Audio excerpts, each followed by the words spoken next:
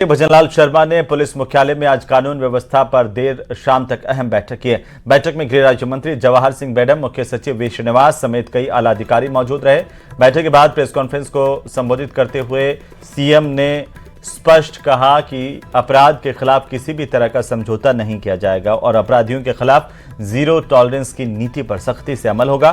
CM ने कहा कि महिलाओं को सुरक्षित वातावरण देना सरकार की सर्वोच्च प्राथमिकता है और इसी दिशा में महिला सुरक्षा हेल्पलाइन 1090 को और ज्यादा प्रभावी बनाया जा रहा है ताकि उत्पीड़न, शोषण और हिंसा जैसी घटनाओं में पीड़ित महिलाओं को तत्काल मदद मिल पाए। उन्होंने भरोसा दिया कि सरकार महिलाओं को भयमुक्त माहौल देने के लिए हर जरूरी कदम उठा रही है।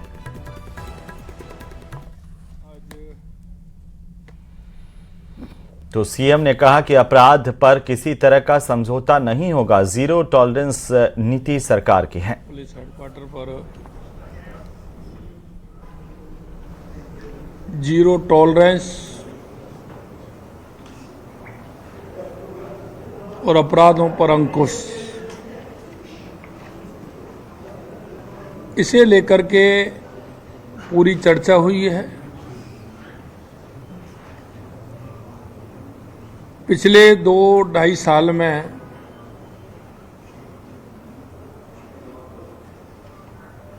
सभी क्षेत्रों में अपराधी के जो प्रकरण है उनमें कमी आई है।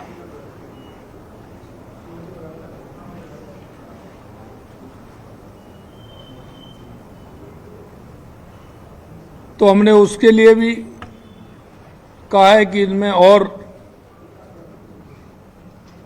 कमी आनी चाहिए। अपराधियों में भय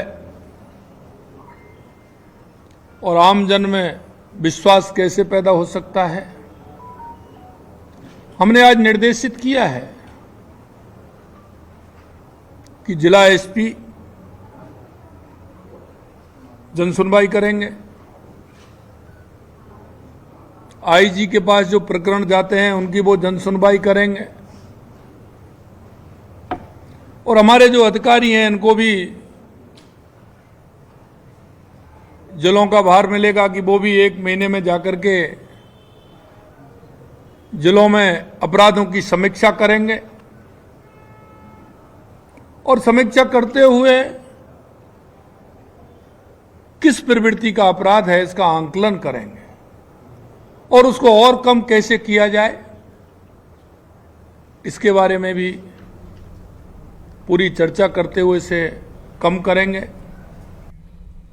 उधर उदयपुर में निर्दलीय विधायक रविंद्र सिंह भाटी शुक्रवार को उदयपुर कोर्ट में पेश हुए और इस दौरान रविंद्र भाटी ने कहा कि यूनिवर्सिटी के दिनों में जब हमने छात्र हित के लिए जमकर लड़ाई लड़ी उसके घाव आज भी लगे हैं। उस वक्त कोरोना काल के बावजूद फीस लेने के विरोध में प्रदेश भर में जिला कलेक्टर्स को राज्य सरकार के नाम ज्ञापन दिए गए थे। उदयपुर जिला कलेक्ट्रेट पर भी प्रदर्शन किया गया था जिसमें मैं शामिल हुआ था। यहाँ प्रदर्शन करने पर मेरे खिलाफ राजनीतिक षड्यंत्र के तहत मुकदमा दर्ज किया गया था। मुझे न्यायालय पर पूरा भरोसा है।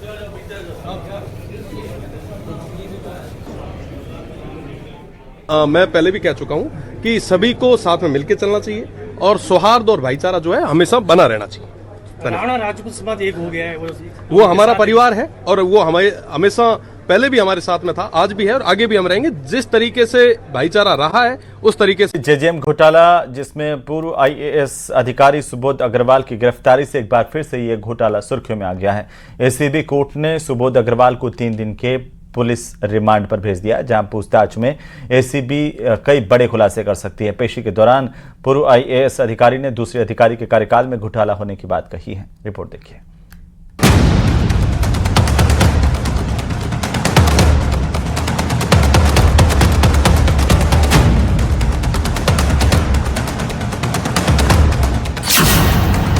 एसीबी कोर्ट में पूर्व आईएएस की पेशी, 3 दिन की रिमांड पर सुबोध अग्रवाल, पूछताछ में हो सकते हैं बड़े खुलासे। जल जीवन मिशन घोटाले के आरोपी पूर्व आईएएस सुबोध अग्रवाल को शुक्रवार को एसीबी कोर्ट में पेश किया गया जहां से आरोपी को 3 दिन की रिमांड पर भेजा गया है। इस दौरान सुबोध अग्रवाल ने कहा कि मेरे कार्यकाल के दौरान कोई गड़बड़ी नहीं हुई। उन्होंने कहा जिन टेंडरों में पैसा दिया गया उस दौरान कोई दूसरा अधिकारी था। घोटाले को लेकर के जिस तरह से जो घटनाक्रम रहा है बातचीत करते हैं, आपको उसमें लिया गया है, बताया गया है, क्या कहेंगे? मेरी अध्यक्षता की एफसी में 4 टेंडर स्वीकृत हुए, चारों में एक भी पैसा नहीं दिया गया। मैंने एफआईआर दर्ज की, मैंने ब्लैकलिस्ट किया कंपनियों को। जिन टेंडरों में पैसा दिया गया है वो तो मेरे से पहले के हैं, मैं उस समय पोस्टेड ही नहीं था।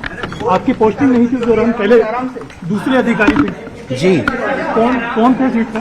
जो मेरे से पहले पोस्टेड थे, नाम बताइए कौन सुधांश पंत थे।